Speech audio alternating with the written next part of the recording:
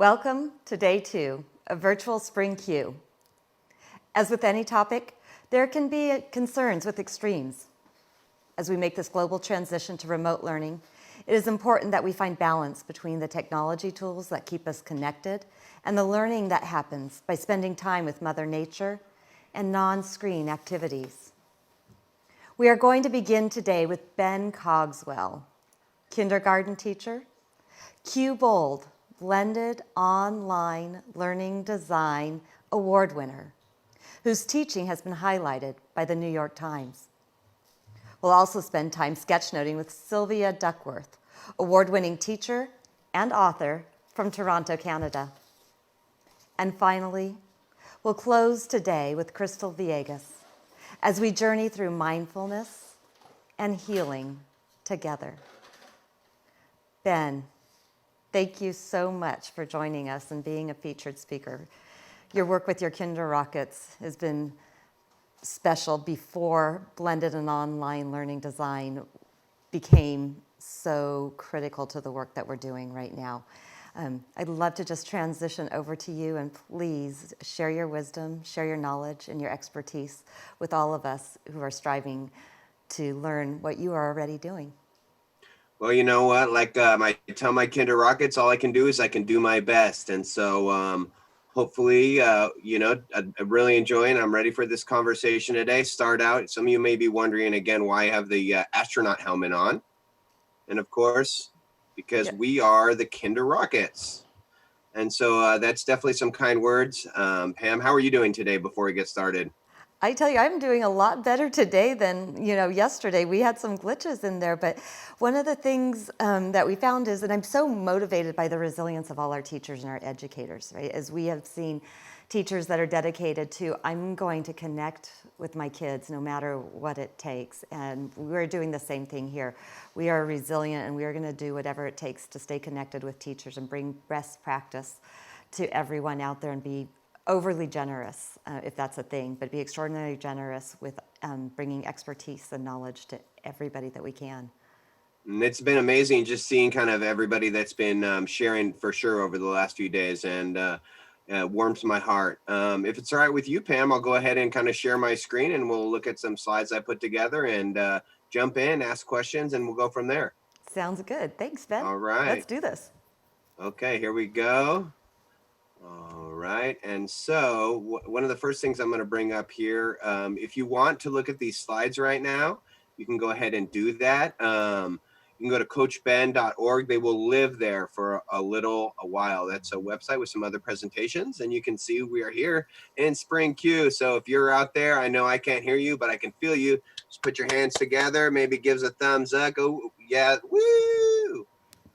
All right, so just a little bit about myself. As you said, I'm a kindergarten teacher, and I've been loving it. But I was a technology coach for a few years and a 6th grade teacher. So shout out Salinas, California, MLK, Montebello, and Barden, which is how far from you, Pam, is that? Like what, 2 hours north? Yeah, maybe an hour and 45 minutes. I know I love coming up your way, and the Alisal Fuerte is really important to what we do here in Monterey County. Your district and you and some of your colleagues have been truly modeling and leading the way for a while now.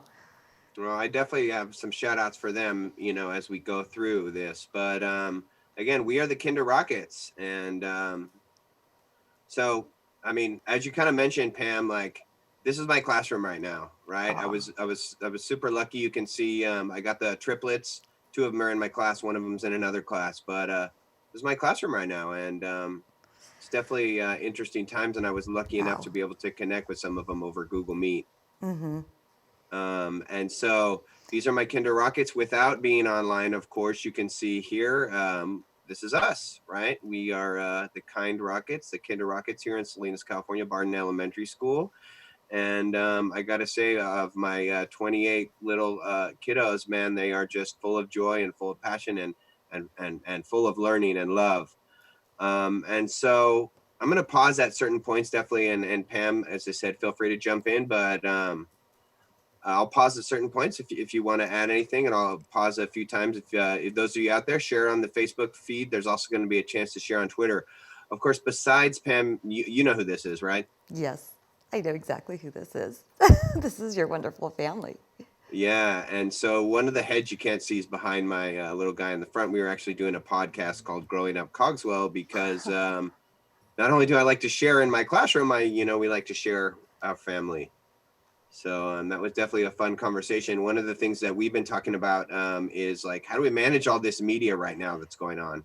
Yes, that is such Um, an important question. I know, right? And you probably get that a lot. I know your kiddo's a little bit older, so it's probably not as a big of an issue, but definitely a conversation. We actually sat down and made a technology contract for our family together. So Well, that's a great suggestion, especially now as we're taking a look at folks that are having to schedule, right, the remote learning at home, and how do we find that balance between the media that we use for learning and the media that we use for entertainment, and being cautious about not using the media as a babysitter. no, for sure, right, right, definitely, and just it's been challenging. I know for a lot of families out there as well, and so. Um, just like I said, mentioned this earlier, Pam, I'd love to have this conversation keep going. I know it's on Facebook Live here and you can chat on there. You can also every once in a while pause and process. I'll try to check my phone and see the big ones there. Oh, look at that handsome face right there. Look at that. This is my partner in crime over here, making a guest appearance and a few little adjustments to the screen. Tech Sherpa. This is John Carippa, our Chief Learning Officer. If you don't Hey, already John. know him, he's a lot of the magic behind the scenes and making sure that we get everything just right on this device. As this happens, Ben, can you tell us a little bit about what it felt like to connect with your students remotely? You showed us that picture just a few minutes ago, and there's something really special about that. As a teacher, how does that impact you? And I mean, we can see it in your kids' faces. Look at them just staring right at you. What does that feel like to you as a teacher? I got to say, I'd been doing some activities where I could in Seesaw, where I could actually kind of interact with them a little bit, but it's just that whole face-to-face, real-time, contact. And even though we're not there with each other, we're still there and we're still present. And it's like it definitely it blew my mind, and just some of those things in the classroom, it's like trying to think about as you get all those images, trying to get kindergartners on the carpet and getting them all learning, and they get pretty good, but now it's a whole new avenue, and it's the same thing, getting those 8, 10, even more kindergartners in a Google Meet, all kind of trying to go in the same direction. But it was definitely a joy for sure. Oh, yeah, right. There's nothing like connecting with your kiddos. Well, let's jump into your presentation and the learning that we're going to do together this afternoon. So again, I want to make this a conversation for sure. And so you out there, if you see anything you like, you can tag me. You can feel free. This is all share whatever you got. Take screenshots. The whole presentation as Coach Ben. You can take any .org. You can take any of these ideas. So Pam, I really kind of have been reflecting a lot, and there's 3 big ideas I have. We got these boxing gloves. All right. Let's see them. Well, you know what that thing is? You're going to have to guide me through that. Yes, I will. Thank you. Put you on the spot there. Yeah, I'm going to kind of let you think about what these kind of mean right now as we go through the presentation. Maybe we'll unveil one of them. And I have a few examples, and maybe you and I can just chat about some of them. All right, but let's take a look first. We're going to have 3 big ideas today. At our first big idea. Very nice. Digital versus analog. So, Pam, are you for your calendar, phone or paper? Both. Both. Ooh. Yes. What about for reading? Do you like to listen to it, or do you like to read the book? Are you one of those like to hold the book? Both. Both. Man, you're so tricky. What about going to the bank? Both. Yeah. But both. There's a point to each of them, and they serve a different purpose at different times. I find that, for example, audiobooks are great as I am going for a walk or I'm driving, and I love them. But then in the evening when I settle in and I just want to cozy down, getting the feel of a book in my hands and just escaping with that book, right? And going on that journey of visualization is one of my most favorite things to do. There are things that, with my cell phone, I love doing that banking really quick and paying all our bills online. But every once in a while, I'm banking and I reminisce about, remember what it was like to just pop in and really know the person or the, behind the counter or where your money's at. And I like to go in and it just makes me feel secure to be in that physical place and make eye And contact with you folks. can't get cash over your phone, right? Correct. Even though you don't need it that much anymore. Right, and I think it's inevitable that we are going to transition out of the cash because we can already pay with our phones. I can only imagine what's going to happen in the next 10 years with that. So this is kind of this brings me to this first big idea, Pam, is a lot of people, and you kind of nailed it. I feel like a lot of people say, like, especially in the primary grades, everything is digital, everything is analog. Even as they upcrease, you move more digital. But I don't think it has to be this dichotomy of digital versus analog. It's always, I feel like, digital versus analog. Do you have like mail? Do you send a mail? Do you listen to an audiobook or do you read a book? Do you put your stuff in calendar or do you write your calendar down? And I think that's the wrong dichotomy that we have with our especially with our kids. We need to look at it as more of a marriage of the two. Do kids need to learn how to write with a pencil? Yes. Do kids need to learn how to type? Yes, right. And so we got to stop, especially as teachers, we got to say, you know what, it's not about this or about that. It's about being able to do both, right? Because if kids can do both, it opens their world more, right? Let's expose them to both. Very much, right? They're both critical skills. And they're totally doable. So you can see here, what do you see, Pam? Oh, this is beautiful, right? So we do see the digital version, right? And it's very clear. And then there's that beautiful work of the learning that we can see the progression of the spelling and the handwriting. And I see that you have one happy student too. Look at all those smiley faces on that sheet of paper. And that was actually a common sense media lesson. Shout out to Common Sense. Pause and think about bouncing with technology. You know what I see in both of them, Pam? Tell me. I see they got capital letters. Ooh. They got finger spaces, right? Mm-hmm. They have end punctuation. That's important. Pretty letters, and they're a complete sentence. They express a complete thought, right? And not only that, but this student spelled to, right, at the end of that sentence, and that's impressive. And just for you guys know, this is actually the same student. This is a student that had typed this up, and this was typed up actually at home on one of these days a few days ago. And this was about a week ago in the classroom, her writing. And so you can see it's both. And of course, what you can't see is on the left, she was also able to do what? Record her reading, right? Oh, that is beautiful.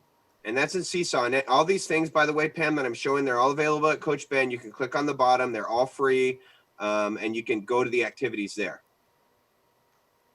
So what multimodality learning, and we know from our conversation with Tracy Tokuhama Espinosa yesterday, when we take a look at the mind and the brain and how it processes information and really learns, that multimodality exploration helps the learning to stick. That's excellent. For sure. Again, it's not about one or the other. And did we get to with the typing in day one? No. Did we get in the writing with day one? No, right? It's a progression, and we get there and we move along. And I feel like even I think like for a high school teacher, I think a lot of it in high school, we think about going completely, a lot of it is on computer, right?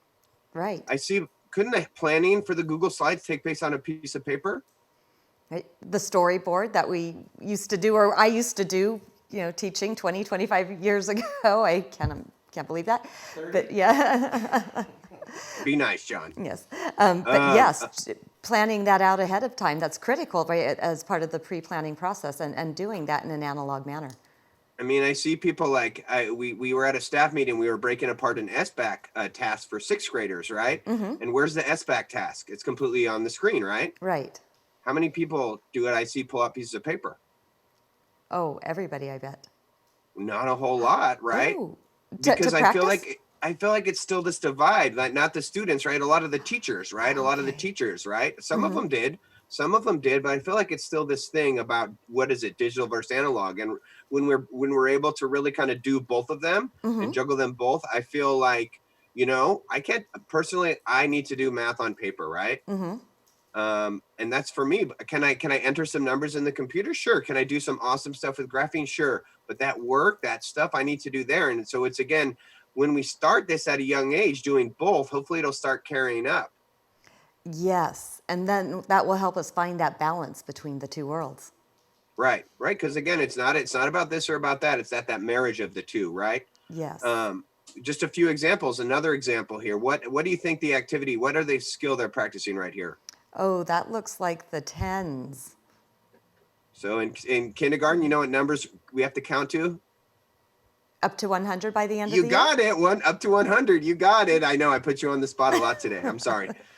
Yeah. And so in kindergarten, they have to count to 100 by ones and they have to count to 100 by tens. That's a skill. And so guess what we did on the 100 day? 10 frames to get to 100, it looks Yeah, like. we got some snacks out, right? And they ate the Oh, snacks, right? They put those are little goldfish. I try to be healthy. I gave them some choice goldfish, raisins, Cheerios, a few marshmallows. So he counted to 100 that way, right? nice. And then on the left, you can see an activity. Guess where it's done in Seesaw. And what do you notice? Up to 100 again. And you see the little cursor there? Yes, I do. Yeah, the student is actually recording and counting up to 100. And they can hear themselves. And they can hear themselves, And their right? parents can too. Their parents can Uh-huh. hear and experience their learning through Seesaw. Right? Because I mean, as much as I tell, like we practice face to face, get with your partner and like, okay, you go one, I'll go two. Ready, Pam? Go. One. You go one. 1, 2, 3, 4, 5, 6. 7. Right? We do that and we practice that, right? And some kids get bored after a little while. And I find that when they're recording, though, they a lot of times that just adding that process, it really kind of makes them take it a little bit more seriously because they know they're going to be recorded. Of course, sometimes I get some crazy recordings of just kids, but you teach them, right? Mm-hmm. And there's a skill in that too, right? The presentation skills. And we also know that students, when they're working for that audience of one, the teacher versus the audience of I don't know how many, that the level of seriousness can increase and the work can look a little different. And again, we got digital and analog. All right, here's my last example for this one. It's a little different. I kind of flipped the mode on this because most of the time when we think of coding, what do we think of? The picture that we see here, right, on the computer, but I Yep. see there's another way to enter that coding experience that's And we not have digital, digital and analog. analog. And I know I think about analog, it's just I don't want to say pen and paper, right? Because pen and paper is so limited. So that's why I use the term a lot, analog. These are B-bots. And what do you see? What do you think they're practicing there? Ben, you're going to have to give me the answer to that one. See, well, look at the map, right? Look at the map. What do you see on the map? They're practicing their shapes. Yeah, right? Okay, and their How do you- colors. And their colors. So how do you get from the red square to the green triangle? The red, oh my gosh, and then that's practicing the coding. And they're practicing taking turns. Oh, They're practicing sharing, right? They're uh-huh. practicing collaboration, communication. They're practicing coding, right? And so we're getting all the 4 C's in there. You do get a lot of the 4 C's. I'm Yes. seeing it all in here. Uh-huh. And then again, we practice it on the computer and it's just amazing. The step-by-step, right? If you're not familiar with that, that's Codable. You did it for the hour of code and it's free and it's really, really primary friendly. And it's pretty awesome.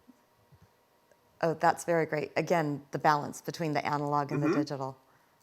And so here's my question, right? And I'll kind of skip through this one. This is just a calendar, right? You can see both. So what does this look like now, right? How do we balance the two now? That's the question, right? And so it's hard. And so I have a few examples. Here's one example. This is like a seesaw activity again. And if you notice right here, Pam, you can see a picture with my astronaut helmet and that's my son right there, Jameson. Yay, Jameson.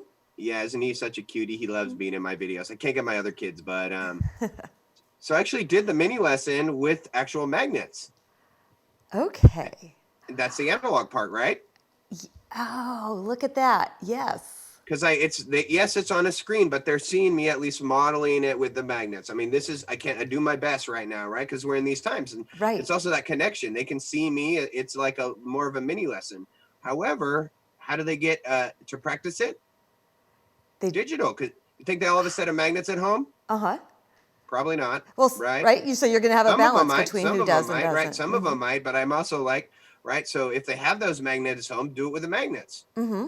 If they don't, they have that digital there, and there's a tutorial. And so thinking about how we're providing our instruction to our students doesn't all necessarily have to be on like a screen that's just static, right? We can try to get off the screen. I love some of the videos one of my colleagues does where he does math and he actually kind of writes it out with his hands, rather than just doing it all on the screen. And I think it helps make it more personal. Just got to add his face would be my suggestion too, because like Tracy talked about, that face is really important in our connections, right? Mm-hmm. If you were just talking to me without seeing my face, you'd miss a lot of visual cues. Right. There's, what is it, like 90% of our communication is nonverbal. So what we see in body language and our facial expression says so much, and particularly about our engagement in the learning that we're doing and whether we're confused or understanding or ready to move on. Yeah, for sure. Right. Definitely. So this is one of mine, and see again here on the left, you can see this animated GIF. You can see I'm actually there. This is my mini lesson. I'm kind of with Jameson and kind of modeling it in real life. And then you see on the right, that's actually a student who rearranged the letters and went ahead and recorded it and then uploaded it to, of course, Seesaw. Wonderful. And this is a kindergarten student, correct? Yes, this is a kindergarten student, and he's doing this at home by himself. But he got to watch my video beforehand, right? And that was for me a little bit of the compromise, the digital and the analog as far as this goes. Yes. So what I'm going to do is, this is, I think, a time to pause and process. If anybody's being engaging here on our social media, maybe I'll give a few shout outs too. Love, yes, Julie Lorton, thank you very much. Julie from Seattle, thanks very much. Amanda, it's great to have you here. Amanda Hawes, she is awesome. And I'm going to take some of these that I'm seeing right now, probably not going to respond to all of them. I just wanted to kind of give you a brief chance to maybe engage with some other people on these conversations too. All right. So what was our big takeaway? Here's your pop quiz now. What was our big takeaway from section number 1? Ben, are you pop quizzing me on Facebook Live, our big section? Okay, so the big thing that our takeaway is it's not digital or analog, right? It's a mix of the both. Right? We got to kind of mix those. And so that kind of takes me to our next big idea. You ready? Ready. Got your seatbelt on? We're going in our spaceship here. I'm ready. All right. So that was the digital and analog, right? The next one we see is this cube. That's your clue. It's a cube. It's not a square. It's a cube. That's right. Does that give you any clues? It's 3-dimensional. Thank you. I like to have the words to prompt me. Yes, isn't that good? Yes. Yeah, the 3-dimensional task. This is this whole idea of, when we think of like computer tasks, a lot of times we think about a student on a screen, right? Just a student trying to type in away. But one of the things in this, I mentioned this the last time, I think they kind of piggyback. But some of the tasks you saw were completely analog, right? In my last section, some of the tasks you saw were completely digital. That's okay. There's time and space for both of those. What I'm saying is we need to do our best, like I talked about, we need to do our best to try to marry the two in one activity. Yes, and Ben, I will share with you that the picture with the blue person and the blue computer looks very much like my work day, and also when I'm engaging in my own learning. And do you have like a little sweat coming and a smile? Or Yeah. are you like good to go? Yes. Yeah. No, and that's good, right? Just because it's hard. And so I you know what the most magical thing, honestly, about any device in your classroom, you know what it is? I know I'm asking you all these questions. You don't know the answer. I'm going to prompt you now. There you go, Pam. Ooh, the recording. Yeah, the camera and the microphone. They are just the most magical things, I think, on any computer, especially for primary, right? I mean, how many apps do you know that just kind of use those?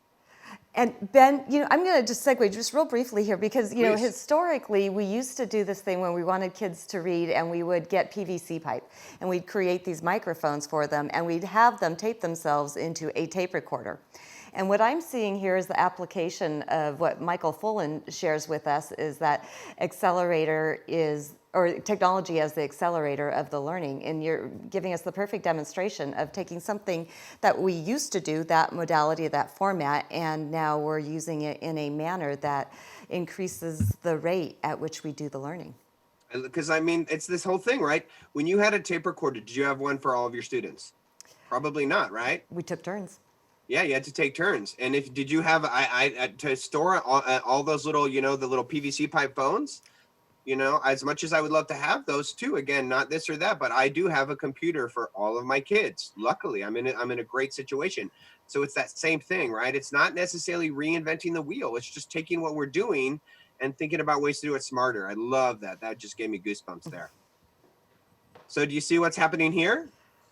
Oh, he's recording his presentation and his reading and writing.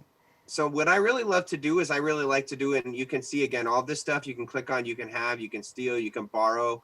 I love to do these little books. And so there's lots of concepts of print in there. The students make their own books, right? They color their own pictures, they write their own sentences, and then what do? And then they record themselves. Yeah, and then after they record it, one of the most important things, just like you talked about, is listening to their recording, right? Right, and just like we do when we prepare for presentations, this is such a real life skill, right? Because you prepare and you practice, and then you have your final presentation. And again, it's who gets to see it. It's also a benefit if it's not the audience of one, but here you see the three-dimensional task, right? Because the task is off the screen. It is not on the screen, but we're using that computer, that device to really capture it. And he can have multiple reps with his own learning, and we know repetition is really important. And how engaging for a student to be able to watch themselves and then show their parents and their grandparents, aunts, uncles, all the important people in their lives they're learning, and have those natural repetitions that aren't, dare I say it, boring worksheets. It's okay. Just cover my ears when you say it again, okay? Okay. And it's and I think again there's a fine line, right, between paper, right? Sometimes I feel like paper does get a bad rap, right? And from some people on like this side, right? Again, and that's right that we talk about that whole thing, that whole lovely bounce, right? And so there's amazing things we can do with paper. Notice, like you said, this is not necessarily just a worksheet though, right? Oh, this is not right. No, this is the foundational learning, right? When we talk about worksheets, we talk, I think of those, things that we just give kids to keep them busy, right? Right. And, If you're gonna lose, we know what that's about, right? Here's the worksheet just to hold people accountable or kids accountable. But this right here is far different because this is guiding the learning process, and there's something that's going to be produced at the end of it. It's not just going to end up, in a box, right, where it may or may not get corrected and may or may not be given back to the student next week or next month. This is immediate feedback and processing and repetition. and guess what they can do with that booklet? They can take it home and read it to their parents, right? Yep.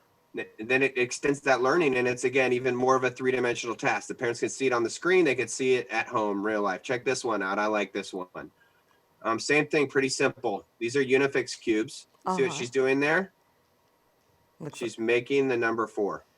Oh, and she's adding. So do I see a 3 + 1 happening right there? You got it. Yep. You make the number 4. You can make it any way you want. You can make it. You just have to use 2 colors. Very cool. And so again, it's this whole idea of these tasks we're doing. What makes this a powerful task? Do we practice it without the camera? Sure, right? Like you're saying, we get those reps in. We talk to our partners. We build it at the tables. We practice the counting. We do it on the carpet, and then we do it in the camera, right? And guess today we do 4. Guess what number we did the next day? 5. 5, and then after that, 6. oh, you're getting my pattern after that. And then we do 7. Yeah. As we get to 100 by the end of the year. Yeah. Well, and it does take, it for those people out there, it does take time, right? The first time we do this, like this lesson, especially in primary, it takes a lot longer. But once you, like you're talking about, you build those reps in, kids can get in there fast and quick, right? And they do it quickly. They log in quickly. Right. So, and it's that, going slow to go fast later. We spend the time setting the foundation and making sure we get really smooth with that. And once that foundation is set, it's set for life, right? These kiddos are going to be able to log in and do that moving forward. And then the deeper learning, the rate of that starts to increase. By the way, do you see who makes a cameo in that picture? Oh, I did not see who makes the cameo. Yeah, he pops this. Yeah, this you can. Oh. Yeah. Oh. Man. Hey. Yeah, that was that for Halloween. We actually dressed up for a whole week, my kindergarten team, and that was superhero day right there. And you are a superhero.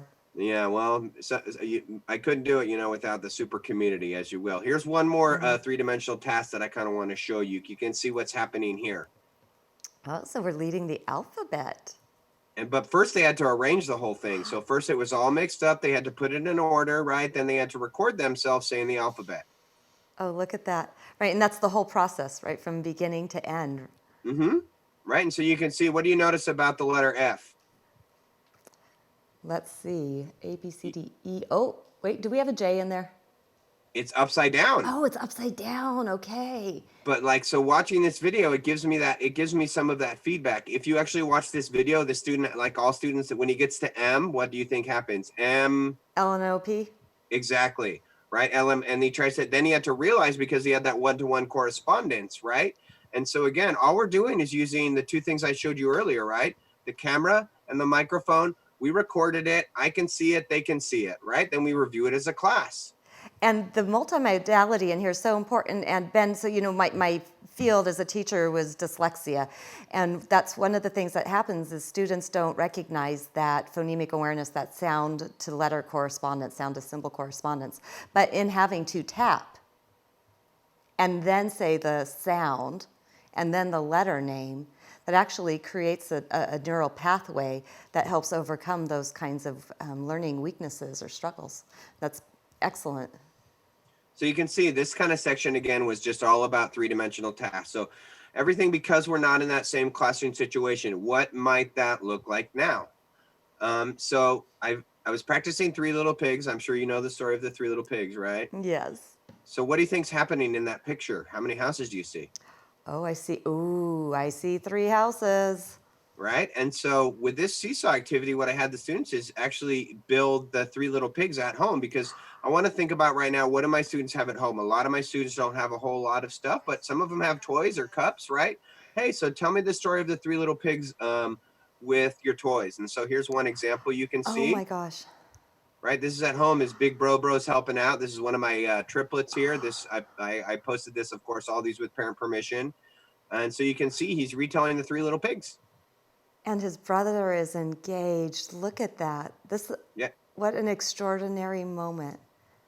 And again, it's taking, even right now, we can take some of those activities off the screen. We have to have the tools to do it, of course, but we can. But, even trying to be creative. Hey, parents, send me a video, text me a video or email me a video, or, just as it's hard right now for all of us, but that connection and trying to keep that learning going. And, I'm very, again, lucky with the situation I have, but yes.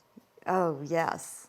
And so taking it back to what we were talking about, the digital and analog bonus here, Three Little Pigs built at home. Now what do we see? We've taken it to digital. So we went from Mhm. hands-on, right, the concrete learning, and now we're moving it over to the digital. And so same activity, it's a retelling. Again, all this you've seen right now has been done in Seesaw. Students are able to record themselves, right? If they don't have the pigs, as long as they have their Chromebook, which they have, and an internet connection, which we're working on getting kids hotspots, they can do this activity without any manipulatives. Wow. And I like that they get access to both, because the manipulatives as the foundation for the concrete learning is so important to get to this space, right, of that application of knowledge. And I try to flip it out, I try to flip it around. Sometimes I'll do the concrete, right, the analog first, and then the digital, and sometimes I'll do the digital and then the analog. It really depends on the tasks and the load they can bear. So, all right. So take a second to pause and process. So this is now your time, since you are just with me here. Let's talk about the big ideas we had so far, Pam. Okay, so the first big idea that we had was that it's not analog or digital, but that it's a marriage of both of them. And then we went into three-dimensional learning. Right. And what does three-dimensional learning mean for those of us that are out there? Ben, I'm going to need a refresher. Oh, good. That's great. That means I need to, so three-dimensional learning is thinking about taking the task, right, where it's just a two-dimensional task on the screen, to moving it out here, right? Whether it's me reading something, me explaining something, me recording. How do we make it three-dimensional? We take the task off the screen and we make a more of an analog task, right? And we combine the two. So you had the Three Little Pigs example, right? Off the screen. Counting to 4 example, off the screen as well. Right. And then reading the sight word book off the screen. How was my reteach there? Well, that's great, because we had that question come in from Stephanie on Facebook as well. And that was a good explanation. And what's nice about this is, as a teacher, if I'm not sure, I can also go back in time with this and learn from you over and over again. Uh-oh. Better be careful, right? Yeah, good. And that's good, right? Because obviously I'm taking my time checking for understanding. If you're not getting it, people out there may not be getting it. So, thank you for helping to clarify that. Appreciate it. Okay, what do we have next? All right, are you ready for our next one now? So, a big ideas for today, and again, you'll see the spiral review. We have it's not analog versus digital. Yep, it's the marriage, right? The Three-dimensional 3D tasks. All of the right, visual and tasks, what do you think this one is? climbing the mountain to success. Yep, this one. High expectations. High expectations for a student. Well, what does that have to do with this? Well, I got to be honest. Sometimes for me, I'm like, I don't know if even me, I'm like, I don't know if the kids are going to be able to do that. I don't know if I don't know. And it's maybe that self-doubt if they're not ready, not having enough standards. But this is a big shout out, and I'm going to probably embarrass this person. This is a person that really pushes me a lot. This is my colleague. She's in the room next to me. Her name is Miss Gutierrez. And you see her Kinder Rocket? You notice the difference? I don't know if you can tell. There's She something extra has a on it. rainbow on there. She has a rainbow. She is a Kinder Rocket, and she's got the rainbow on there. So she really reminds me of just having these high expectations for our students. These are some wisdom I take from Miss Gutierrez. She models these every day, and every day she helps me remember these as a colleague. So I'm lucky to have a colleague like her. Number one, believe in your students, right? They can do it. They can do hard things. And I say that all the time, and I stole that actually from my wife. You can do it. You can do hard things. You can keep going, but just always believing in them. Number two, caring about your students, which I think comes naturally to a lot of us, but I think where she really takes it is she just doesn't show her students that she cares about them. She also shows that her families, she goes above and beyond. And I think having those, and that helps create those, those things. And number three is just having these high expectations. Give them a chance. They can do it, right? It might be hard, but if we give them enough support, we give them enough scaffolds. I think do you have anybody, do you feel like that kind of pushes you and keeps you with those high expectations that you feel like, Pam, in your life? Hey, there's this guy sitting right across from me over here right now. He's named John Carippo. And his mind, I tell him he has many tabs open in his mind. And he has high expectations that I can open just as many tabs in my mind. I tell him I have to do them physically, like I'm doing this for real on my computer. But he sets high expectations, and I find myself becoming better and better at the work I do because of him.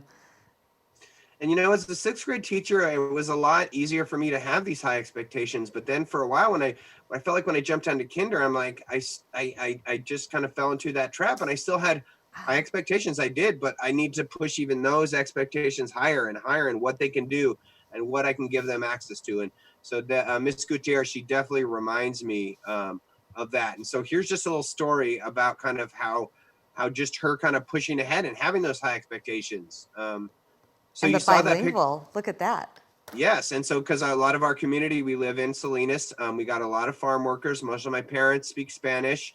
Almost all of my kids speak Spanish on some level. Some speak English on some level as well, the Kinder Rockets. And so remember the picture I showed you within my classroom? The first picture I showed you was a picture of over the Google Meet, right? Right. Well, I've been doing these seesaw activities, and I'm like, well, I need to connect with them. How am I going to connect with them? How am I going to get there? And so, I was kind of, as you see there, I was feeling a little panicked, right? Oh gosh, because you want to do this right? This is like somebody else's child who you've been entrusted with giving a great education to. And even though they're at home, I feel like me personally, I still feel that, anxiety of how can I help those students, like a lot of us feel. And so, I kind of woke up in the morning, she had shared this presentation with me, and I would have put her original presentation in there. But again, she's a little shy sometimes. She made this whole presentation about how to get the parents and the kids to use Google Meet to connect with them. And so that's what the presentation is. She made it. It was in bilingual. She shared it with the parents. She got 18, I think almost 18 or 22. A lot of her kids now are in Google Meet. Below, I made a screencast. I made a bilingual screencast with my daughter for the parents. How can you get your kids using their Chromebook in Google Meet? And so my most successful was, because she had done that. She had those high expectations, whether it's with teaching. Oh, I need to get them to their blends. I need to keep pushing them where they're reading. So I'm going to teach the silent E. I'm going to give them more sight words. They can do it. They can do this. We can get them there, but also making it fun, which hopefully you can see, we do our best to do that, but just this whole attitude, high expectations, you can do it. That is the best. And else I'm seeing here is the importance of the parent partnership. It's always critical to a good education for our children, but right now as we're working remotely and seeing that our parents need to understand these tools as well. There have been so many times where, we've had, for example, we do the LCAP survey, right? And we've had parents come in and then want to get on, the Google Chromebook because we tied them to, back to school night or parent conferences or whatever, and have found that our students are teaching our parents how to use the technology so that they could participate in that. And I can see here, right, that it's really important to have that three-way partnership between the teacher and the student and the parent, that we're all versed in these tools. And just even like with our younger kids right now, right, just doing our best, and remember, they can do it, whatever we're trying to teach them. And I think also for ourselves, you could see here before, I felt panicked, right? We all felt that, right? But just trying to do our best, that you can do it. And hopefully we have some colleagues we can connect with, right, that really have that. Yes. So let me see, maybe I should do this first and then the pause and process. Big idea number one. Analog and digital. Right, big idea number two. That it's three-dimensional of the analog, the recording, and the taping, the filming. Yeah, taking it off the screen, right? Taking your activities off the screen too, but using it as a tool. And finally, high expectations. Right, so high expectations. And so going back, just if you want to take a second and send a tweet out what you're thinking out there. Again, it's awesome because I feel like one really big part of the Q conference for me, Pam, is a lot of people is that T word, Twitter. Oh, the Twitter conversation, the hashtag #WeAreQ and hashtag SpringQ, keep the learning going far beyond the moment, right? And we have these conversations throughout the year. So I just think, I really encourage people, I think, to keep checking and especially those of you that are, the really, watching this in the Q family, go ahead and check those hashtags, post there. Let's keep it kind of going. It does keep us connected. Those connections, I think, really help me get through these times. And it's a great place to find other teachers who are either learning with us or have something to share, right? Because that's where we share generously through Twitter and our PLN, and we also connect each other with like, hey, I don't have the answer for you, but check out so-and-so and we follow each other and go to different hashtags and continue to become better together. Hashtag better together, because hashtag we lead ed and we are Q. So you kind of we did a good lead in kind of for this last little section here, is because some of the things you saw a lot of kind of the bigger ideas, right? And so I wanted to leave you with a few of my favorite things, right? A few of my favorites, favorite tools, right? Yes. Favorite people, the PLN we're talking about, and then this really cool resource that some people have been building and sharing on here these last few days, and you can continue to. So my favorite tools, Pam, when I'm thinking in my primary classroom, and number one, I got to say shout out to Seesaw. Number two, that F1, you want to read that for me? That flip grid? Yep. Quizzes. And finally, your turn. Epic. You know what I love about all these tools? They're free. They're free on some level for teachers, right? And a lot of them are free for everybody. But I love all these tools because they're free and they're great tools and they engage our students. So my favorite tools, and all these tools I feel like are doing great things, and they're providing a lot of support for teachers out there that need it. They really are. So you ready? Got my favorite tools, and then you got my favorite. Oh, your favorite people. Look at this. And I put some of my favorite people because there's too many to fit on the slide. Some of my favorite people. I agree. Recognize it? We see those top 10 sometimes, tag your favorite 10 people who do this or do that, and I always feel like, oh my gosh, there's so many more than that, right? How do you draw attention to the wealth of knowledge that we're sharing as a global community in our social media platforms? So take us through who you have here. And just as we do this, know that at some point we might have Sylvia Duckworth jumping in on the conversation with us, which is going to be very cool. But so for right now, tell us about these folks. I'm sure you recognize a few of these people as Q people, right? I sure do. Susan Stewart, big shout out to hashtag K2 Can Too. She really led that I Can in K2 movement. Michael Hughes, which, man, he does amazing stuff with Flipgrid in kindergarten. And man, every time I see him looking at some of the stuff he's doing, it just blows my mind. Tracy Piltz, she's always out there. She's always sharing. Chris, and I'm not going to say his last name right, but just some of the stuff he does in Seesaw, amazing. And so those are my Twitter friends. On Instagram, the people I go to for that inspiration, you got Kindergarten Busy Bees and Kinder Smorgasbord. Oh. Great people, and they share a lot, and they give me a lot of great ideas as well. And you know what I see here too is that we are sharing in different places, because I see the Instagram icon in here as well. And I think that's so important to note, that we do share. And right now it seems to be kind of generationally set, right? Our younger teachers are really posting and connecting in Instagram. And then we have this whole crew of us that are out on Twitter. And then of course we have people on Facebook as well. And making sure that we're mindful of connecting the generations. The reverse mentorship or cross-generational mentorship is critical to having real equitable education for our students, right? Because we take that analog that some of us grew up with and that we were taught to do, and then we have a generation of teachers who really understand the tools and use them themselves in their learning process. And we can be sharing with one another, and we do those through these cross-platforms. So I got a few more shout outs here. This is my favorite resources, and maybe you saw this, I posted this on Twitter and Facebook. This is all these amazing things people are creating. This is an amazing time for teachers to create. You click on that, add your resource, just one slide, make it simple, take a screenshot, add your name, add your grade, because it's just a really powerful message of all of what you've been talking about, Pam. All of what you've been talking about, Ben. Yeah, well, sharing, right? Yes. And then I got a really big shout out to my ALSAL Ed Tech team. And again, I'm leaving people out here, but these are some people I just feel like need to be noted, because they've been doing a lot of hard work and putting a lot of hours for our district. And I know you see one of our, you see an award winner up there, right? I sure do. We see Josh Harris, our Administrator of the Year for Q. Yes, Administrator of the Year. And so we're lucky to have him. But these are the two toasts, George Lopez, not the George Lopez, a George Lopez. I like this George Lopez too. Hi, Sylvia. Hey, Sylvia. Sylvia, we are connecting with some of our favorite folks on Twitter right now, who are a part of the PLN that makes some of the learning so powerful. So Ben, keep guiding us through some of our favorites. All right, so these are some shout outs again.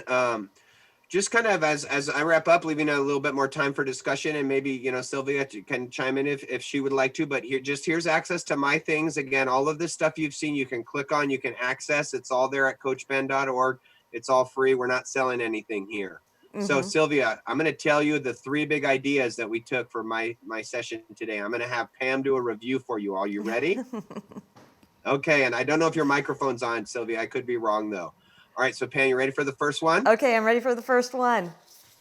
All right, the first big idea for today is that it is the connection between the analog and the digital. They are not separate. We do these together.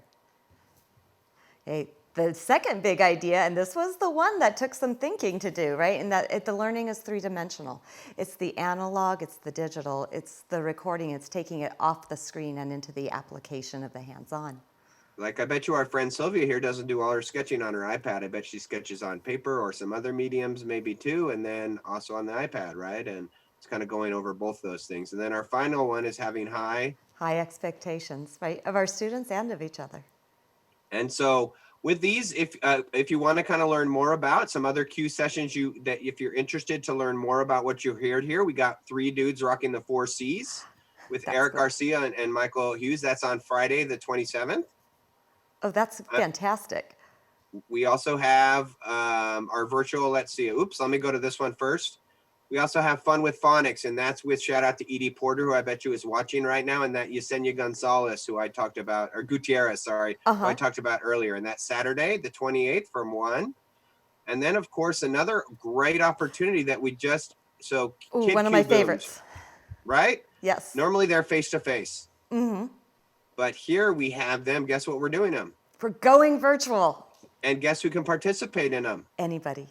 Anybody, right? And so you go there, you fill out the form, you should get all the information, you record it, you post it by 422 or 42. Then we're going to have our kid boom session after that. We're going to play some of those on Flipgrid, keep those open, and just a great time. If you're looking for another activity to do, there it is.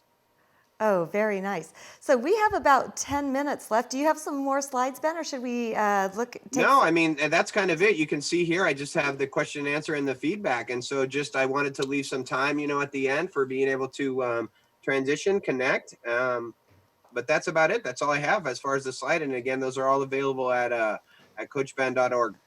Wonderful. Okay. Should I take my screen share off?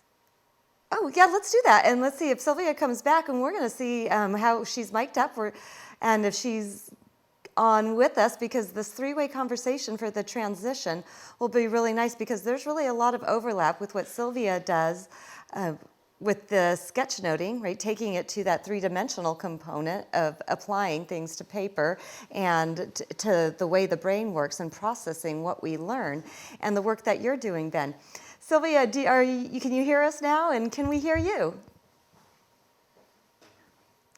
And we don't hear you quite yet. Can you hear me now? Oh, we can hear you now. I feel like a Verizon commercial. All right, perfect. So, Sylvia, can I jump in real yes, quick, Pam? Go, Ben. Quick.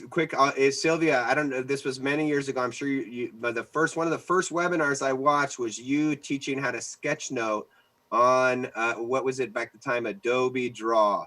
And oh yeah, several years ago. And so Sylvia, just like man, back then you were like one of my edu crushes for sure. So embarrassing you a little bit there. Sorry, Pam, go ahead. No problem. Right, I've nerded out on some of my favorite teachers and ed tech stars in the past too, and thought like, oh my gosh, right?